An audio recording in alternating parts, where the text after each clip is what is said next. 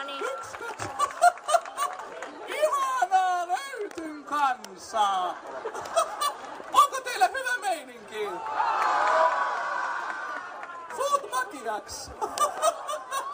Ihanaa. Täällä on niin sanotusti löytyn lyömää väkeä. Kun on niin kuuma ilma. Se oli verbaalihuumoria, mutta sitä et ymmärrä, kun on niin yksinkertainen. Niin se menee. Ihana, hän on Tiko. Takahuoneessa laitettiin vähän tiko. Torttua kostutettiin yhdessä ja oi että meillä oli niin kuumat paikat. Täällä on lapsia ja lapsenmielisiä ja oi että sielläkin herra en ollut tunnistaa, kun on vaatteet päällä. Hän on Maikkarin sisältöjohtaja Sairasen Jorma itse. Jorma on käynyt paljon Pallivahassa leipomassa. Hyvä torttu vaatii aina kostuakseen vähän Jormaa, jos ymmärrätte mitä tarkoitan. Ihana nähdä täällä näin paljon ihmisiä siellä Pomppulinnassakin lapset aivan humalpäissään.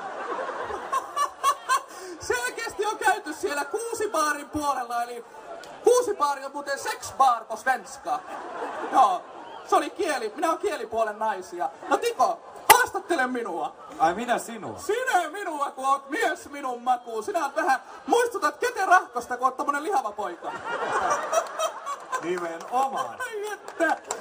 Miten se meni? Mä tässä vähän äsken sanoin, että sulla on ollut torttu kosteena, kun oot tullut Turun Pallivahasta saakka. Onko? Oliks lämmin matka?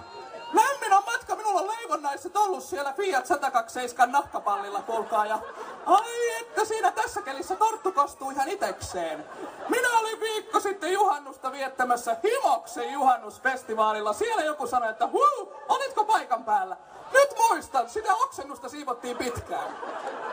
Juu. Täytyy sanoa tytöstä, että huumausaineet ei sovi kaikille. Kyllä, muistakaa nuoret ja lapset, joita on täällä paikan päällä, että älkää koskaan seotko päihteisiin, ettei käy niinku Tikolle.